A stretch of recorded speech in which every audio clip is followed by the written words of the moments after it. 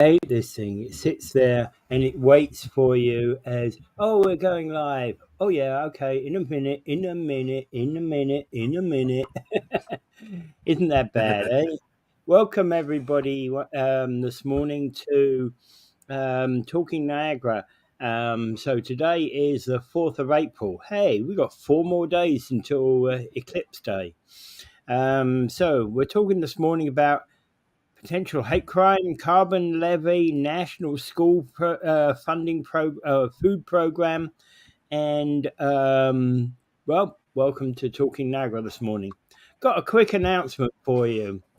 I will be having Laurie Lococo on the show on the 17th while you're away in Costa Rica. Do you have to guarantee her that I would be away? Oh yeah, absolutely. You know, I'm not coming on the show with David there. No. She wouldn't be like that. Come on. No. Her and I get along really well. I would say that we were that familiar with one another, but I've always had a really good. I always have really good feeling about her and her work. Basically, I think she's doing very well. The intent with having and we're trying to have this same type of theme. Where is Niagara now, and what do we need, and what are our priorities in the near future? Yeah, it would be very good for her to kind of explain. Like, she wanted to have a complete review of basically the city plan going forward, because when the CEO come up and he says, look, I got $250,000. You wanted me to find $1 million. I got $250,000 right here in one place in the fire department. And then everybody got sort of jelly-backed really quick. He says, oh no, we can't do that, even though the request was extremely well researched. The proposal was extremely well researched, but they couldn't bring themselves to do anything against the fire department because, you know, they were just too well placed. Yeah. You know, they had too many friends and the council, and they use scare tactics like, look, well, if we don't have our own dispatch, oh my goodness, there's people going to die because there's going to be seconds. And they had Mike Strange beating their drum for them. And seriously, you're going to have people that say, hey, wait a minute, that's just rubbish. Yeah. And that, you know. Well, we can talk about that and a few other topics. And hey, you know, I'm also going to be talking about the same type of subject. Where is Niagara now? And what are our what are our priorities for the future with a number of other people, I'm hoping. I'm also going to try and get Mike Strange on to ask that question about how we can save time in city council meetings. Yeah, that'd be pretty interesting too. Those things are hard to manage. Sometimes I haven't contacted him yet, so I'm gonna make the phone call today and see if I can get hold of him. Anyway, so okay. I got a few other people coming on board. I'm doing an interview hopefully this weekend, and a pre-interview hopefully this weekend, and we'll go from there. All right. So, wanted to move on to the stuff that you did. So, Joe Flaherty, SCTV comedian, has died. He was 82 years of age. So, tell me about Joe Flaherty. The reason why I put that there is because it was really sad when Joe Flaherty died like that. And nowadays, like, oddly enough, 82 isn't all that old. 82 is kind of like the old 70, basically, which is a respectable age. But for a person of his generation, you would expect them to start hitting 90 by now. But he got sick and he died. And Joe Flaherty, he would not be well known anywhere else but in Canada.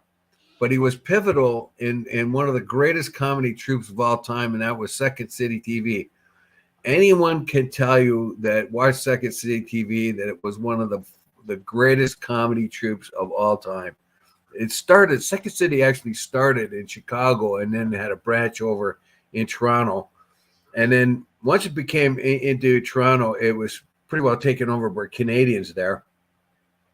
John Candy, Rick Moranis, Dave Thomas, Catherine O'Hara, and the names go on, basically. And fundamental to this group was Flaherty. He was kind of like the guy, the anchor. They called him the anchor. He's the guy that all these, like, some of the comedians would say, if they're having difficulty with their skits or whatever, they get Flaherty in there to help them, coach them through it, that kind of thing. It was just I don't know, a lovely experience, basically. Well, to watch Second City TV, and he has a lot of accolades by his other comedians, most of whom went on to the United States and went into Second City TV, or Saturday Night Live. A lot of them went into, like, Martin Short. Martin Short went into. Well, people know Martin Short from Saturday Night Live, don't they? Initially, yeah. But most Americans probably wouldn't know of the Second City TV outfit that was previously in. Quite, yeah, I get it. It's a distinctly Canadian thing. Not originally. Some of the comedians from Saturday Night Live came from Second City of Chicago. There was anyway. There's been a strong connection between Saturday Night Live, Second City, and Canada. I think the guy who runs Second City TV, Green, he was Canadian, and they've had a lot of Canadian comics on there. Rick Moran, Mike Myers is probably the most famous one, Canadian, that was there. I'm not sure if Mike went through Second City. He may have just popped up into SNL, but I think even Mike Myers would tell you that Second City was like, look at everybody that was there. Like, it's just fabulous. And they went on to do other work, like Schitt's Creek. That's pretty much, there's 2 or 3 of the old Second City TV people there. You'll find them showing up on movies in National Lampoon. It's but Joe dying at 82, it's kind of a reminder that I guess our mortality, because that was a really, really good, mostly Canadian comedy troupe. Something like This Hour Has 22 Minutes.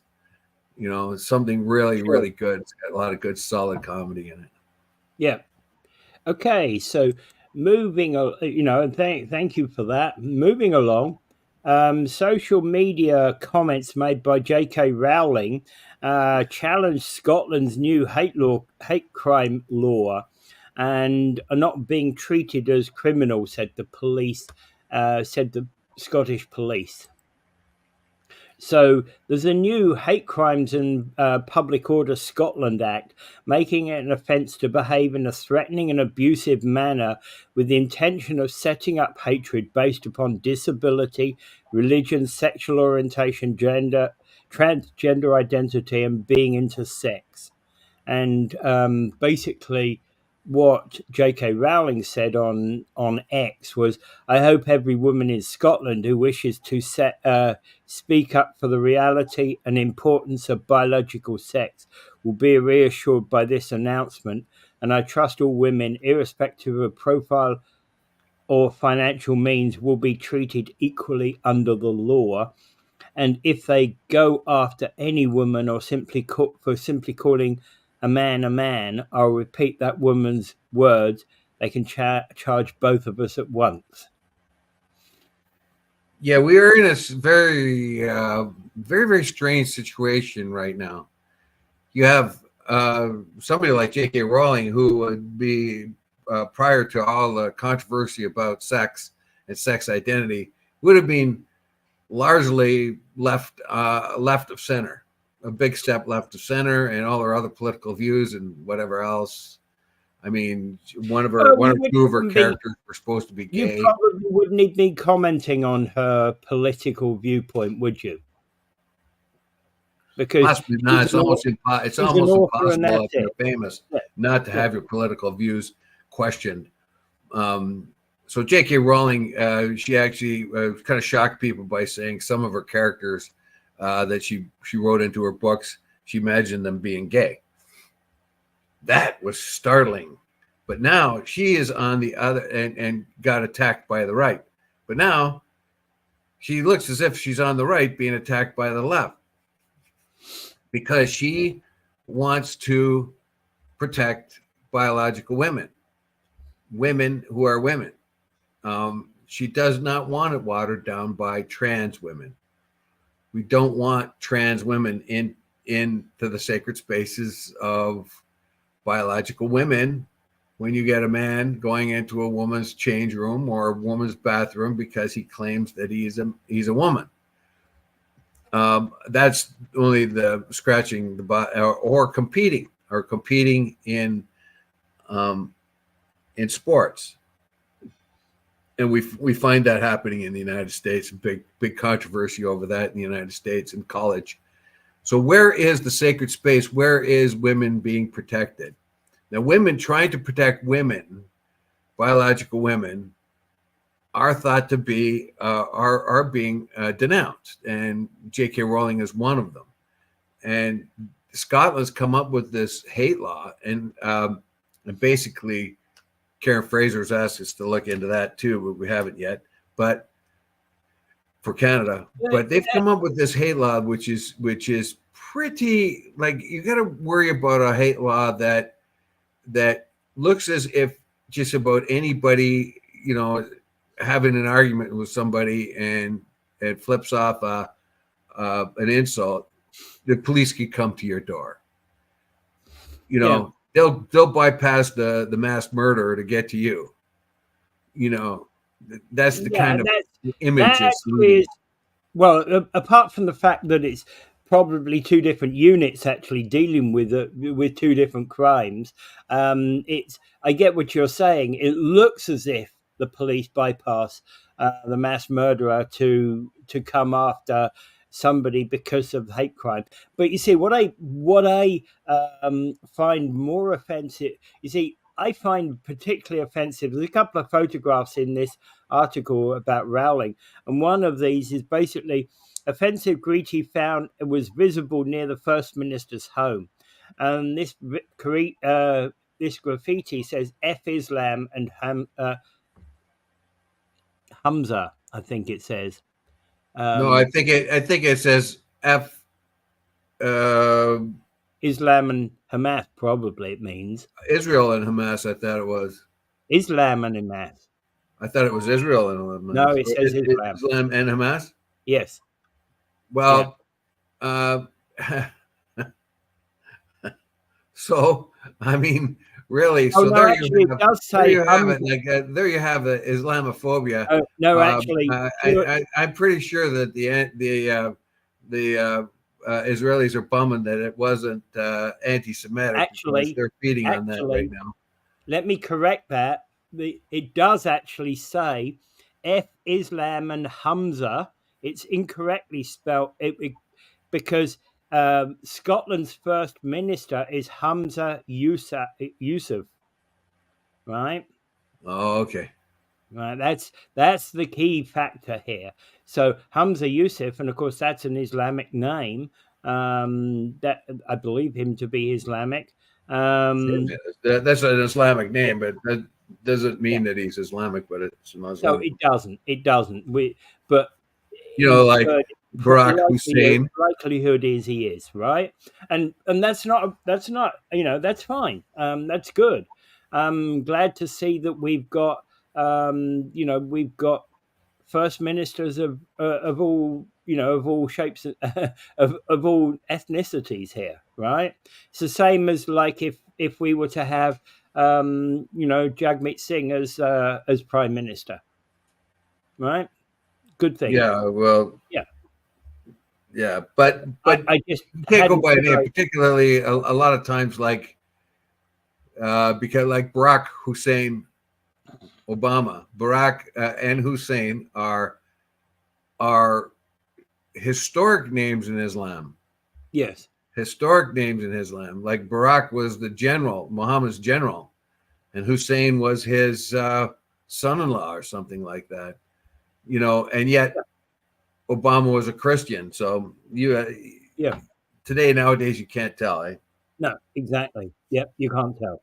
All right. So the point being is that that she feels strongly that you should stand up for biological women.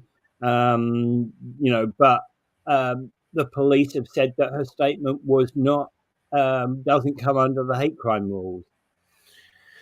It says that it came right up and rubbed it, though, and it was important for Rowling to get as close to the defined hate crime as possible to put a challenge to it. And it is said here that there's some pundit has said that basically that she challenged it. I wouldn't mind betting that she actually drafted this with a lawyer over her shoulder. With that precision in mind, with the precision being to bring up her fears and anxiety, her fears and etc., but yet not push over the edge. A very deliberate statement. Having read it, I feel it's a very deliberate statement. Since the law came into effect, Monday police Scotland has received more than 3,000 complaints. Here we go. Katie Neves, a trans woman who was appointed a UN Woman UK delegate, was mentioned by Ms. Rawlings in the previous thread on X. The author claimed that Ms. Neves switched from straight man to lesbian at the age of 48. Ms. Neves told BBC News she was very disappointed with the police of Scotland. She said J.K. Rowling is a bully, and this act, it was designed to stop bullying, and if they're not going to enforce it, that's very disappointing. She listed me and some other trans people along with some sex offenders and put it out to 14 million of her followers. That's inciting hatred, and it's resulting in receiving thousands of messages of hate. Yeah, I think Rowling has to remember that too, that even though she disagrees with Miss Neves declaring herself a woman at the age of 48, now a lesbian. So a man converts to a woman and calls himself a lesbian. He wears a dress, but he's still banging a woman. I mean, I don't know, man. I don't get it. Anyway, she added, it's horrible and it's really harmful. Ms. Neves condemned. Now, there is a definite problem here. Sunak earlier backed Ms. Rawlings' stance, stating UN has proud tradition of free speech and so on. So we see the Scotland's First Minister Hamza Yusuf said racist graffiti. Okay, well we already talked about that, but anyway, the spokesman for the First Minister's and Prime Minister's comments ignore the fact that the right to freedom of expression is built into the act and also a high threshold for criminality. So that is a high threshold for criminality. If you have free speech and you start to annoy people with your free speech, you really do have a high threshold for anyone to come after you criminal wise. And I think that's very important. If you are that free speech is sanctioned, that you in the Western world, that's probably the most important thing we have is free speech. But again, if you wind the clock back to the Second World War, and the British were quite happy to have Alan Turing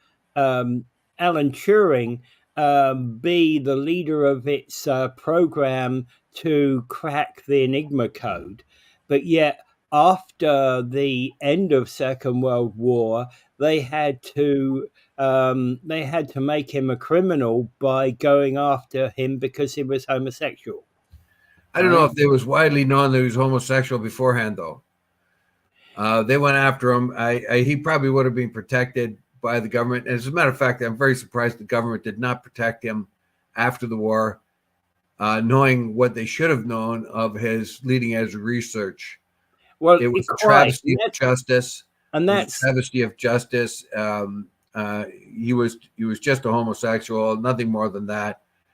But I'm not so sure it's equitable with what's going on now. No, but I'm just saying it's amazing. It's it's how far we've moved in that period, right?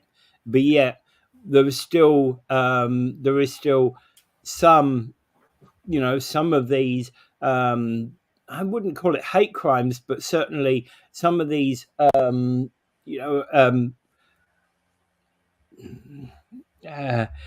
they're probably some of these kind of I guess bigotry going on. It's bigotry, but not necessarily hate crime.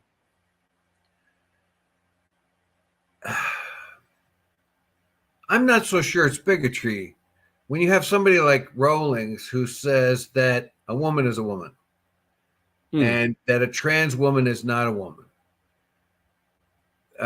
And there is obviously this category in between, and it's not the same as before, where you have a man or a woman who wants to lie with another man or woman.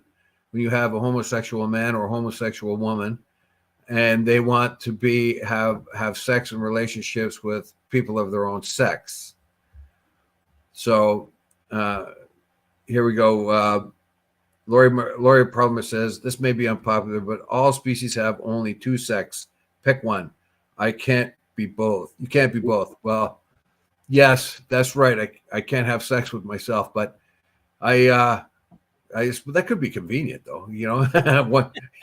At the same time, I could be a hermaphrodite or something like that. But yes, all species have done the same thing, and right now we are in a very, very odd period of flux where many ideas are colliding with one another. Yeah. You have people who call themselves non-binary. I think more people calling themselves non-binary will be more of the norm later on. Someone told me that they were at a graduation in Ann Meyer, and 14% of the graduates were unsure of their sexuality. 14%. In real life, it's 5%. In real life, it's around 5 or 6% of people who are LGBTQ, and 90% of those are just your garden variety lesbian and gay men and lesbians. Yeah, but again, even if people are uncertain of their sexuality, it doesn't mean that ultimately they don't become heterosexual. The vast majority will probably end up heterosexual, and even people will discover that they are gay later on in their life, so to speak. I've heard stories about that. Well, we have a real problem out there, and of course we have women demanding rights for women, and those are both gay women and straight women. Yeah. Are insisting that women are women, and a lot of gay women are really being really being marginalized because they will not accept a transgender woman as a gay woman, and that's a bit of a problem. So can you see that? Can you understand that someone, she's a woman who wants to date another woman but ends up with a man who says he's a woman? Well, really? There is, until we sort this out, and I'm sure, it's a blip in our demographics here, and it could be a matter of social contagion too, as we found out, as we reported here on this show, that the amount of trans women or trans men, basically women who think they want to be men, or non-binary in UK exploded to 25 times its previous amount within a couple of years. And it is thought to have been more like a social contagion, like anorexia bulimia, which exploded throughout, particularly the female, young females throughout the world. Many of them were dying. It was a disease of the mind. And they think that some of this unsuredness of their sex is pretty much based on the same sort of social contagion. Yeah. All right. Yep. Let's get serious again. Okay. Like we haven't been. Yeah. Well, Doug Ford pleads with Justin Trudeau to ditch the carbon levy or face the wrath of voters. And basically, he's saying, well, with the federal carbon price that rose on Monday from $65 a ton to $80 a ton, he's very concerned. With the federal government raising the carbon tax yet again, this time by a whopping 23% over what it was before. Today, the carbon tax now costs 17.6 cents per litre of gas. 17.6 cents per litre, right? And he's warning Trudeau that federal Liberals will face the wrath of voters in an election widely expected in October of 25 if they don't rethink the carbon pricing strategy. Well, this is actually, I can imagine Justin Trudeau's response to Doug Ford is, yeah, well, thank you for you being a new Liberal convert, Doug. I'll worry about my votes and you worry about yours. Well, Trudeau is a pretty good politician, but Doug Ford is too. Doug Ford is a very, very good politician, as he's shown. As he's shown. I mean, he's got his way of saying, hey, JT, buddy, I'm going to do you a favor here. Now, this is a article written by the Star, who are largely trumpet the cause of the Liberals. So they are a liberal newspaper, basically, much left of center. Now, this particular article says that Ford's warning Trudeau that he's going to lose the next election and not. But then it goes on to suggest that it's in Ford's best interest if Trudeau wins the next election, because that means he will maintain power in Ontario. And it says the reason they think that is because Ontario voters, whoever's in office in federally, they will do the opposite in provincially.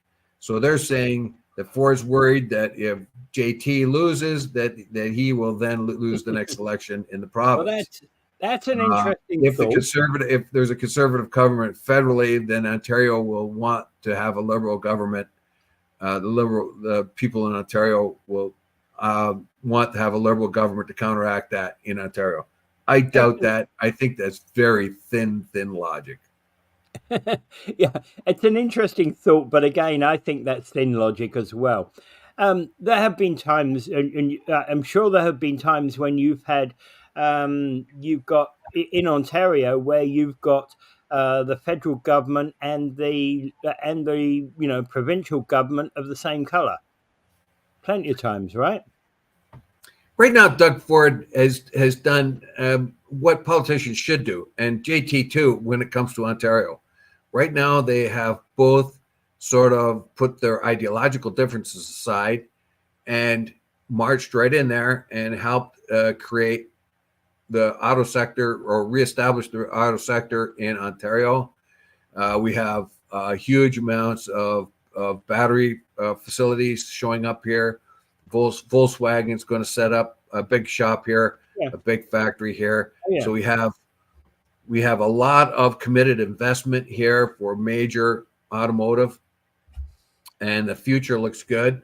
Also, there's lots of progress with roads, and they're cutting through the red tape with roads. They're cutting through the red tape with housing and all that stuff that that the Liberals and the NDP seem not to be able to do. They languish on environmental things and on the future of the yellow daisy of North America, rather than how are you going to get the road here to there. So Ontario, whoever brings prosperity to Ontario is the one that's going to stay. And we've seen Doug Ford and JT work very well in Ontario's interests. And that is how politics should work. So I celebrate them both on that particular issue. This is where the polarization of politics stops, when it becomes very important to both the federal and the provincial government to establish Ontario as an industrial powerhouse.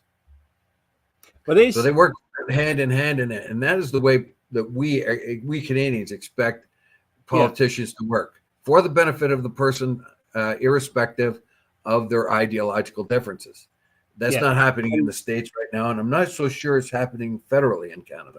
Yeah, and what this is basically saying is also Ford is mindful that Ontario's political history suggests that if Pierre Poilievre's government Conservatives form government in 2025, that Queen's Park could see a swing back to the Liberals or the NDP the following year.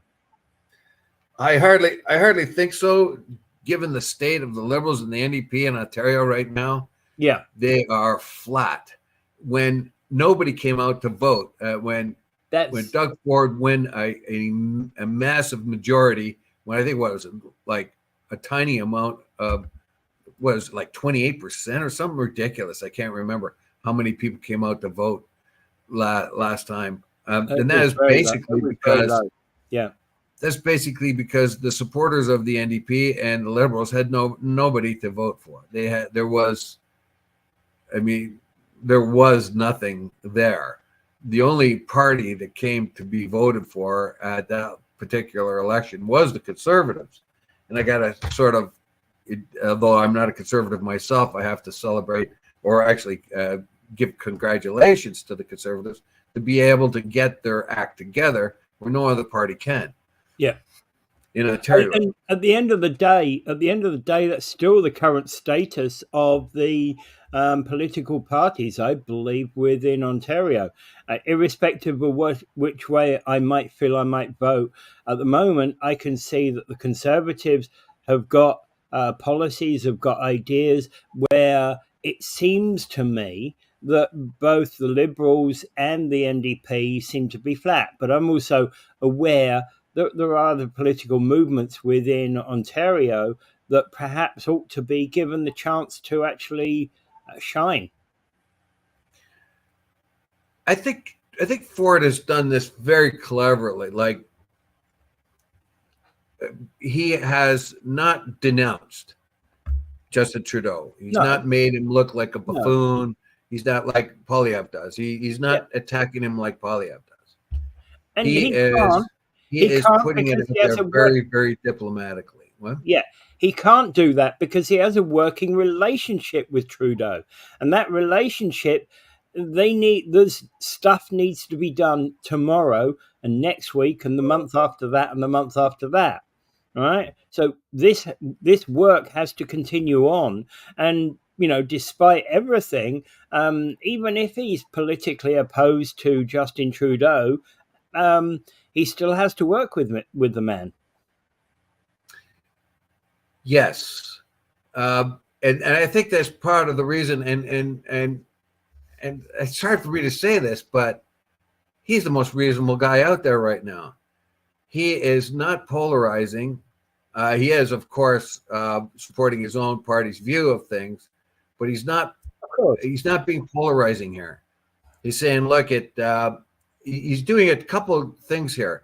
He can show to Ontarians that he's super concerned about the carbon tax without taking a sledgehammer to Trudeau and the Liberals. He can say, this is not going to work. This is not a good idea. Lay off of this tax increase, and things of that kind. and look like a reasonable man. And right now, in Canadian and North American democratic politics, we look like a bunch of idiots, like tribal, basically, and partisan. In this particular case, Ford has laid out the olive branch. He can tell everybody in Ontario that he's with them against the carbon tax. He can say that it's a bad idea, particularly the next bump in the carbon tax. And he can say it in such a way as not to offend the federal government, which is a good thing. It shows, given the cooperation between the feds and the province, that's the kind of cooperation we want, isn't it? And I think that he's playing along that. He's not going to fall into this. What Poilievre's done is completely and continually attack Trudeau. Now that's good for Poilievre, I would have to say, because Trudeau is the glue that holds that party together. His sort of suave mannerism, saying all, the new age sensitive guy, saying all the right things at the right time, but really not getting anything done. But part of the problem here is also, I'm going to criticize Poilievre in that regard, because he's become a one-issue politician. And typically voters don't like one-issue politicians. Well, he can easily flip. That's the thing. Right now, he's making a lot of hay on the carbon tax. And he's making it very clear that they, if anything, they haven't explained it well. And you have Liberal pundits running all over the place trying to explain it, and they're not doing much of a good job doing it, are they? Mike makes a good point here that both have left the people of Canada behind. That's both Trudeau and Ford, and they're ignoring the working poor. Well, that's where Doug Ford is sort of like, whether you like it or not, he's reached out to the working persons. He's told them he's going to get rid of a lot of the red tape when it comes to building factories, building roads, building those kind of things.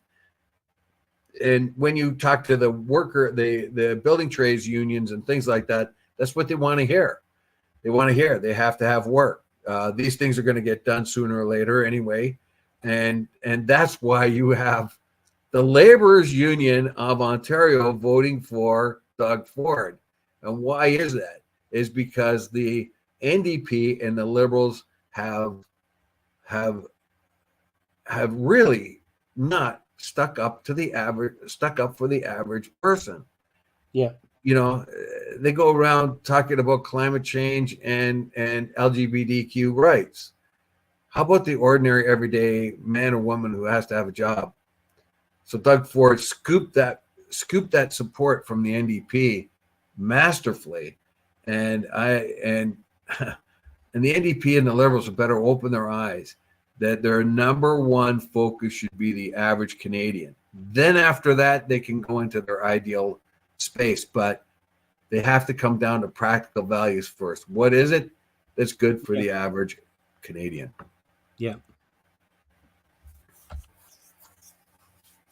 Absolutely. Yeah. Okay. Let me just come back to where I was. All right. Okay. So let's move on. Federal government says it's going to launch a national food program, hoping to deliver more meals to an additional 400,000 children a year. The feds are trying to and I think you're going to find Jagmeet Singh starting to sing a little bit more. He's been too quiet. Thank you.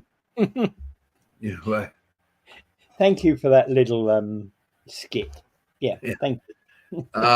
Because right now, the Liberals are trying to scoop as much NDP vote as they can for the election coming next year. And that is to adapt as many of the NDP suggestions that have been coming up. Big Pharma, all the things that the NDP have wanted out of the Liberals. The Liberals are now finally doing it and, of course, taking credit for it.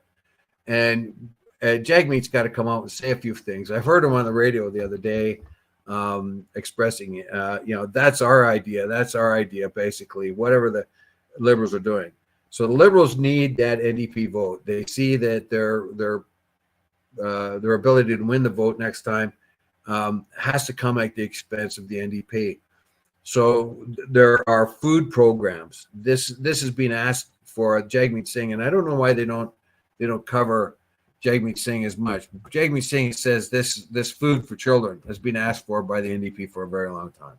The the feds were also going into extra money for housing. Suddenly they've come up with huge amounts of money. In 2015, they made the promise that they were going to accelerate, and it never happened. It never happened until it became very clear that when Poilievre used that as one of his ways in which to get attention, suddenly the Liberals responded.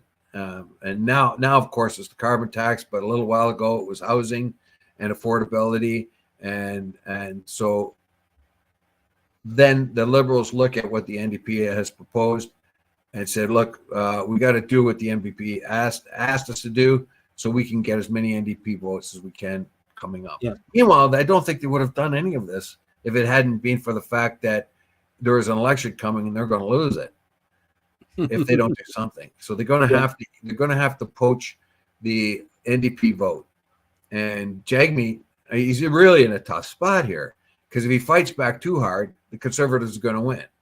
If he fights back a little hard, if the Liberals going to win enough, if the Liberals and the NDP together are going to still win enough to be able to have an NDP Liberal coalition, basically.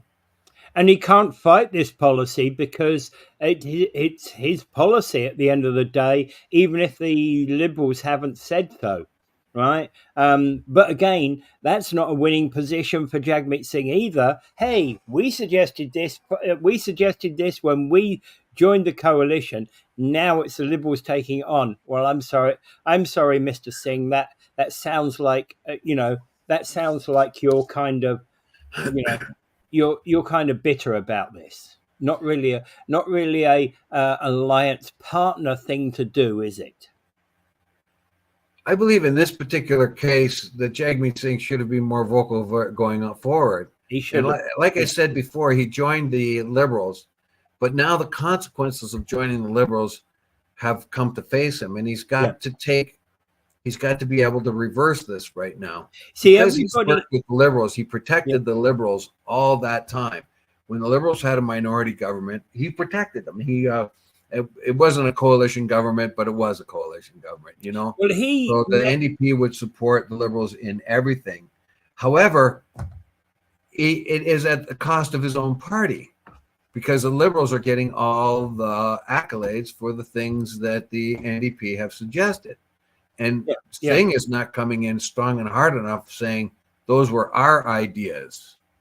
He is seeing it, but not enough to get much news space. Yeah, everybody knows that the $10 child daycare and the dental program for kids and older Canadians was actually an NDP program, right?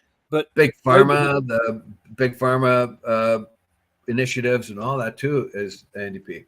Yeah, but there's many other initiatives that we don't know were NDP in the first place, right? We know about the dental program because because Singh said one time very loudly, "It's time to deliver," right?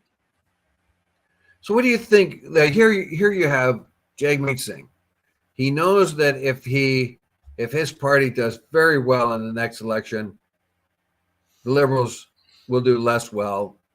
And if that's the case, together, they won't have enough votes and the Conservatives will win. And that was the whole idea for them to support the Liberals when Justin Trudeau made the big mistake of calling an election and in the middle of COVID. He was hoping he could get a majority, because at that particular time, the government was fairly popular with the measures it taken to combat COVID. But by the time the election coming, everything sat back to reality and nothing changed. It was a senseless election. However, it did buy time for the Liberals because they made a deal with the NDP. Now, the NDP saw the two evils. It was a lot worse if the Conservatives win. So what they're going to do is they're going to back up Singh. Singh sold his soul when he joined up with the Liberals. Yes, he did. That's Karen Fraser speaking.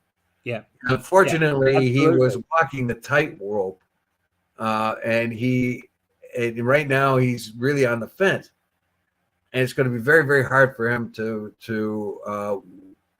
win, do well in the next federal election because the world sees it's going to be a liberal conservative fight, and the NDP are non-existent. Yeah.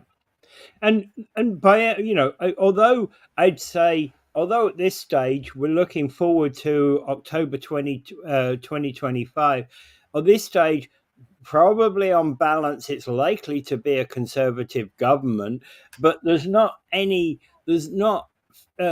wouldn't say that's for certain. I would say that realistically, right at the moment, the Liberals have it to lose rather than the Conservatives to win it. Right now, I'm not so sure. It really looks like there's going to be a conservative. They're going to win more seats than the Liberals are.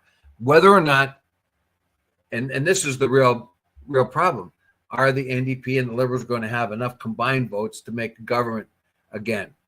A resistance to the Conservatives. Are the Conservatives going to get a minority?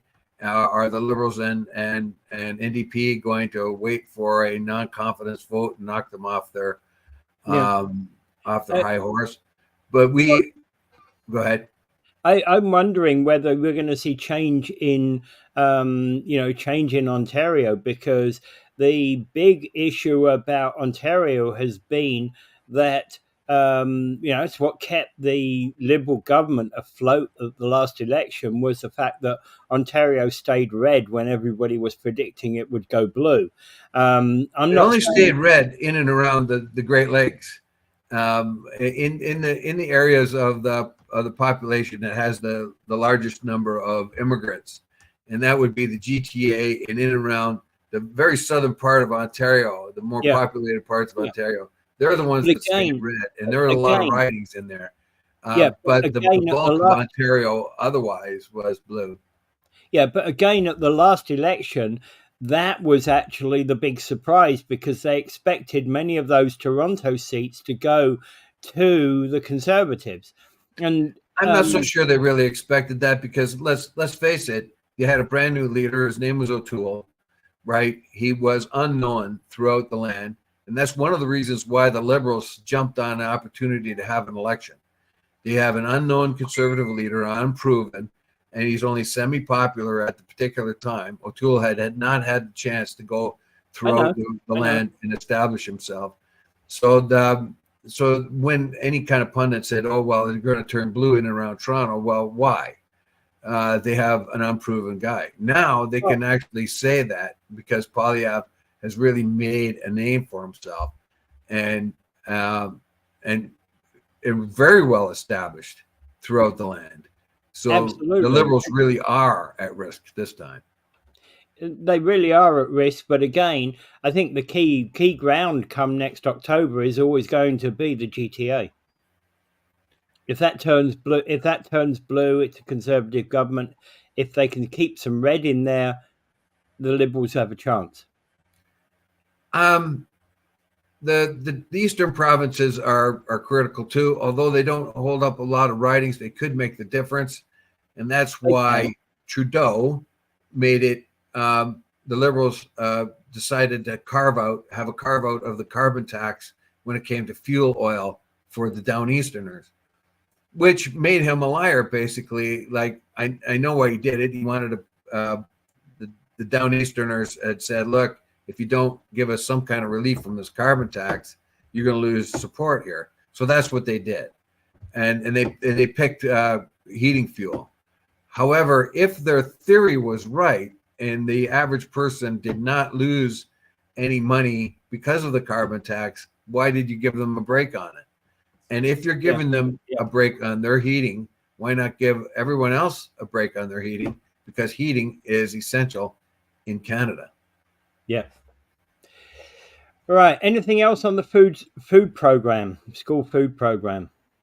All I know is it's a good idea. It's an NDP idea. Let's make that very clear that was poached by the Liberals now, and you're going to have Trudeau running back and forth across the country, doing more and more housing, more and more food security thing because of inflation. They're in denial that inflation is causing food struggles, basically, but they go ahead and give $400,000 for schools, and that's not $400,000. So what they're going to do is they're going to try to diffuse all the conservative arguments against them and scoop as many NDP ideas as they can. If they can scoop as many NDP ideas as they can get that on the fence NDP Liberal voter to go their way.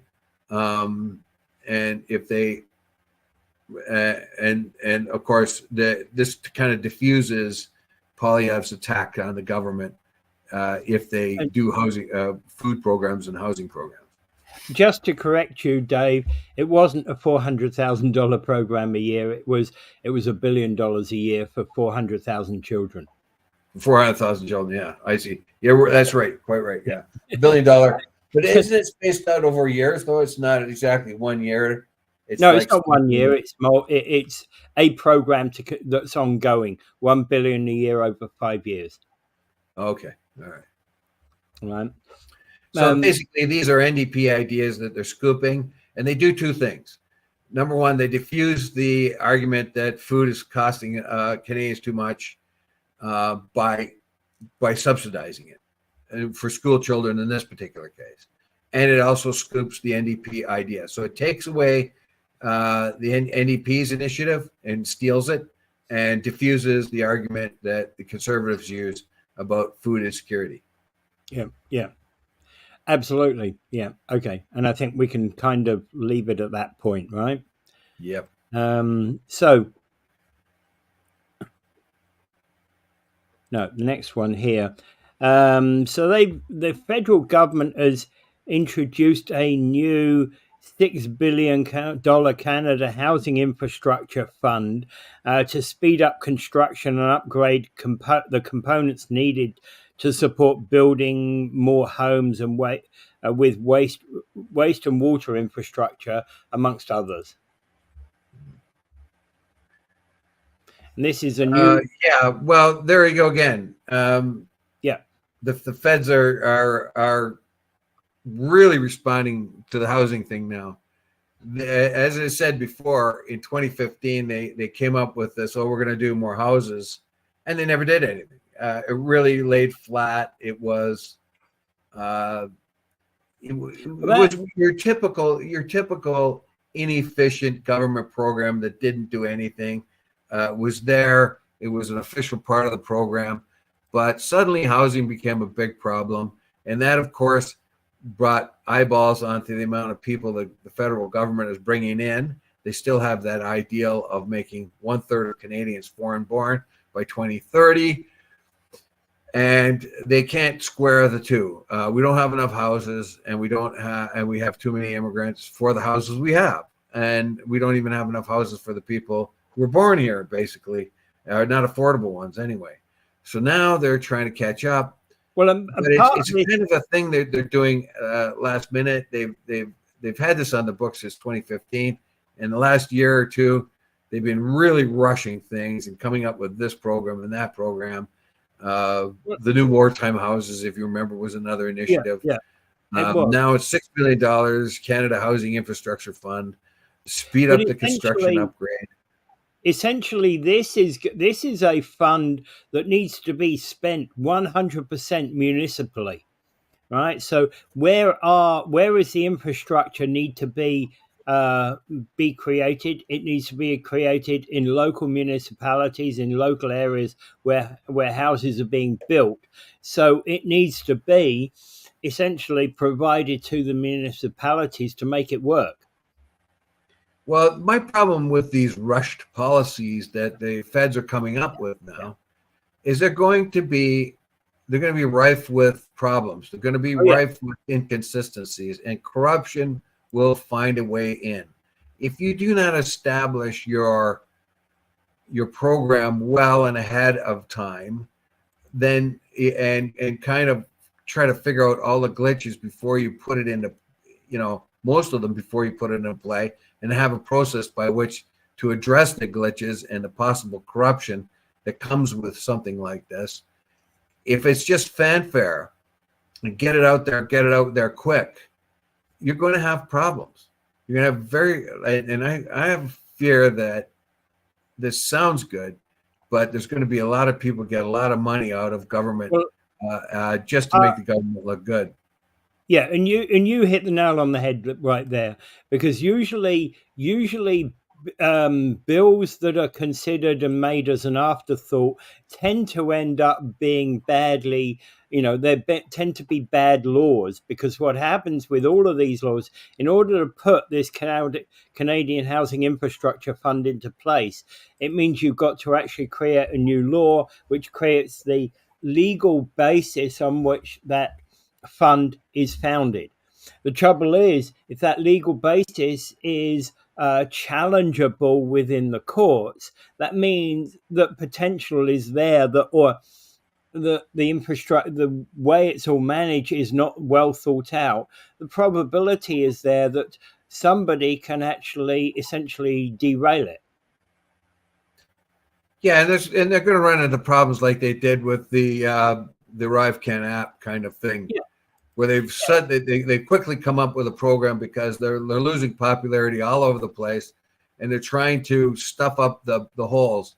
Polyev, one of his big things was, look at the housing thing. It's terrible, terrible, terrible. So suddenly the feds rush a lot of money in a program into that. And Polyev says there's like this inflation thing. So they do a lot of counter-inflation things like food programs and things of that kind. And so whatever the complaints are, the government, they have these sudden programs that they have come up. And what you're going to have is like a sudden programs that were happening during COVID, where CERB was going out to people that didn't deserve it and they can't get it back. And now the irony is, you understand, you can give them an excuse for that. And then you get things like the ArriveCan app, right, which should have cost like $80,000 or something like that. It cost ArriveCan is $55 million. ArriveCan is a $50,000 app that turned out into a $90 million waste of money, right? And that's what I fear when every time I think of the Liberals, I think of their inability to actually establish a program without it falling to pieces. They don't have that kind of professionalism that's required. Like, I mean, the ArriveCan app may have been a good idea if it cost $80,000, like what it should have. Yeah, but when it cost $54 million, it was pretty much a failure anyway. But if it cost $54 million, if it was an $80,000 failure, you could say, well, at least they tried. But a $50 or $90 million, or how much it really cost us, it's complete disastrous inefficiency, bungling, unprofessional, amateurish. Well, again, if any number of adjectives. Yeah, if you'd have wasted $1 million, on it, you could have used all those adjectives. But it wasn't $68 million or whatever the amount is, right?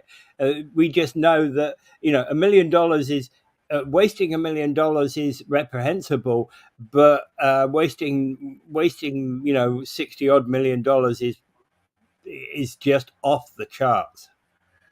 Yeah, so it looks like they've basically what the best you could say of the Liberals right now. They got a lot of good ideas, but they can't do anything. They don't know the right hand from the left. They say all the right things, but they can't put them into play. And even their best ideas are stolen from the NDP. Well, that's the funny thing is about this. But you see, if we've got urgent infrastructure needs such as improving wastewater, stormwater, solid waste systems and the like, that money is needed at the municipal level, nowhere else. It needs to go straight to the municipalities. Right? I'm not so sure the program was, as I said before, that's good. $6 billion, that's great. We can use it. We need the houses.